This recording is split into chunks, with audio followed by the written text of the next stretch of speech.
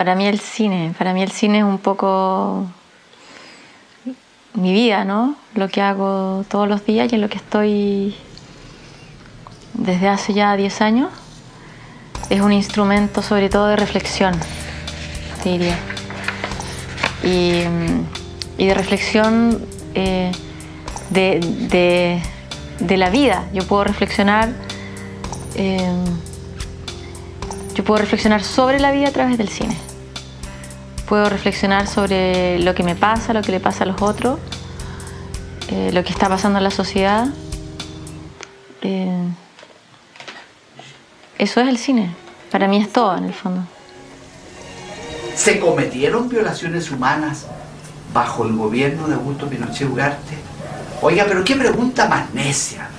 ¿Usted me podría enumerar un solo gobierno, militar o democrático, bajo el cual no se hayan cometido ni no se estén cometiendo centenares, miles de violaciones a los derechos humanos? ¿Ustedes tienen alguna policía, algún cuerpo de seguridad, alguna CIA, algún FBI? ¿Tienen algunas fuerzas armadas a las cuales nunca se les haya podido probar que se excedieron en la manera de reprimir una manifestación, que trataron de arrancar mediante la tortura confesiones de sus detenidos o de sus sospechosos, o que verdaderamente ejercieron malos tratos y hasta violencia brutal sobre los sometidos a su imperio? Yo creo que mi trabajo tiene mucho que ver conmigo misma y ha evolucionado de la misma manera en que yo he evolucionado, es decir, comenzó con preguntas.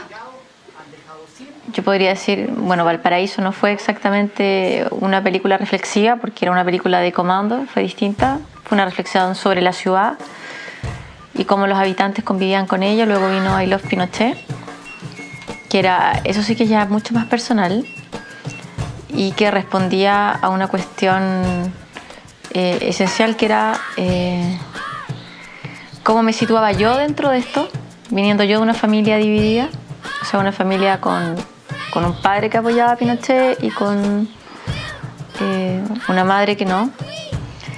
Y sentí que era fue una película importante porque ahí me di cuenta de que yo tenía que opinar, en el fondo. Yo tenía que tener mi propia opinión para poder confrontar al mundo pinochetista. Y durante el periodo en que estuve haciendo la película fue un periodo de reflexión. Por eso digo que el cine, sobre todo el cine de no ficción, es un cine reflexivo, en el cual tuve que cuestionarme íntimamente respecto de mis propias convicciones, respecto a lo que había sido el gobierno militar y lo que yo realmente opinaba de ese periodo. Y I Love Pinochet fue el resultado, ¿no?, de esa reflexión que duró a lo mejor 3 años. Luego vino una película que codirigí con mi marido, que es muy importante en lo que ha sido mi carrera porque ha sido mi maestro un poco, y que es Opus Dei, ¿no?, una cruzada silenciosa, y que aunque hay gente que no vea como el link que hay, pero viene exactamente situada después de I Love Pinochet por algo que es bastante revelador, que la pregunta en I Love Pinochet finalmente era cómo, ¿no es cierto? Una cosa fue apoyar el golpe de Estado del año 73, otra es en conocimiento de las violaciones a los derechos del hombre, seguir apoyando el régimen militar. Y una de las preguntas que surgió en esta reflexión era cómo personas católicas, personas de fe, personas que creían en Dios, cómo podían compatibilizar esa fe, qué justificación tenían en el fondo para avalar todas las violaciones a los derechos del hombre. Y así llegué al tema un poco de la guerra justa, de Santo Tomás de Aquino, digamos, de una cierta corriente de la Iglesia que amparó justamente a los regímenes militares de derecha y que tenía que ver con el Opus Dei. Entonces, naturalmente, después de I Love Pinochet vino Opus Dei, que para mí era un poco esta especie de justificación moral que tuvieron todas estas personas para justificar lo que ellos llamaron el mal menor. Yo no conozco a ningún sindicalista del Opus. No conozco a nadie que esté en una posición importante en los sindicatos obreros de todo el mundo. No conozco a nadie que esté en una asociación, digamos, de filósofos, de teólogos. No hay ni un solo teólogo digno de tal nombre en el Opus, ¿no? Entonces, ¿dónde tienen su fuerza? En la posición de poder. En la posición de poder, suma de poder político y de dinero, que donde es el sitio ideal son las dictaduras, claro, evidentemente. La historia de Pinochet es bastante clara. ¿Cómo este tío puede haber amasado tanto dinero en silencio de los demás? Pues en ese silencio estaban los señores del Opus también. Como estaban en los bancos del Opus. La clave del Opus es siempre el secreto, como todas las organizaciones sectarias. Nunca contar la verdad. Nunca contar lo Y Opus Dei fue una película larga también, 5 años de entre que investigamos, leímos, entrevistamos, entramos a ese mundo, tratamos de comprender y luego, bueno, luego el resultado son 52 minutos, ¿no?, de película opinante, donde se vio en todas partes del mundo, una película que funcionó muy bien, se vendió mucho. Esa es la idea también, es súper bueno cuando tu trabajo se puede ver. Y después de Opus Dei nos vinimos a Chile y un poco de casualidad y por las circunstancias vino esta segunda película que codirigí con Jean, que es El Mocito, y que también es reflexivo y que ya reflexiona sobre algo mucho más profundo y que es mucho más maduro, y que ahí yo te diría que corresponde efectivamente a la madurez que uno puede tener como autor y que uno ya ha procesado ciertas cosas, y que entramos en un tema que es distinto, que es la complejidad de la víctima-victimario.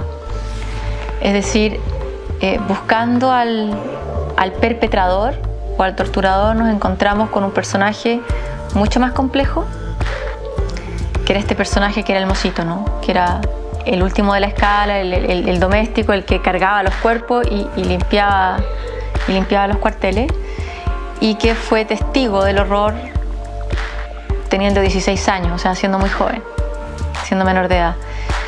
Y es una película con la cual estamos muy contentos, y creo que es una película muy distinta de Opus Dei y Los Pinochet, en términos formales y en términos de contenido también. Es una película que es un poco más profunda, creo yo, y que está abierta, abre una ventana al diálogo.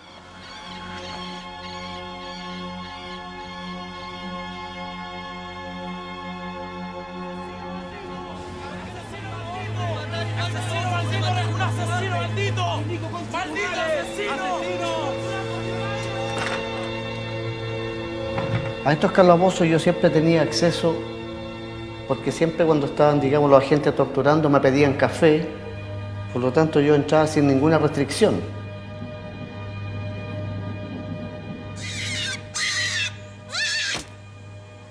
Yo lo conocí aquí, nomás por este sector aquí, diciendo que él era un hueón del ejército, que era capitán. Tenía hartos grados de mando.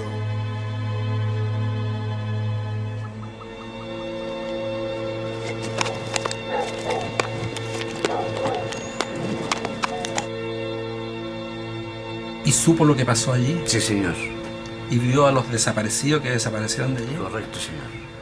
¿Y usted no le correspondió tomar en algún minuto los cadáveres de estas personas? Sí, señor.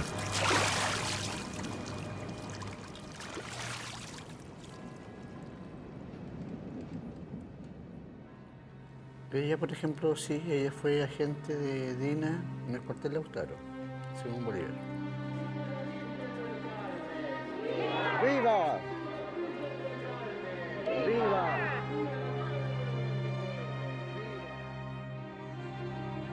¿Qué cosa decente puede hacer uno con esto que ya pasó?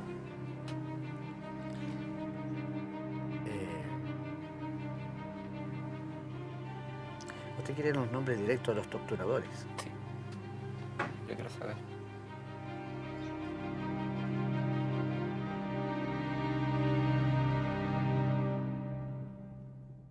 Veo que están pasando cosas, que hay una generación joven que es distinta de la generación joven de hace, a lo mejor, hace 10 años. Jóvenes que se están despertando.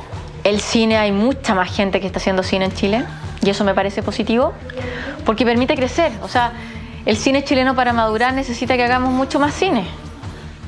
O sea, necesitamos equivocarnos, primero necesitamos hacer... Y todos ahora hay realizadores muy jóvenes, ¿no?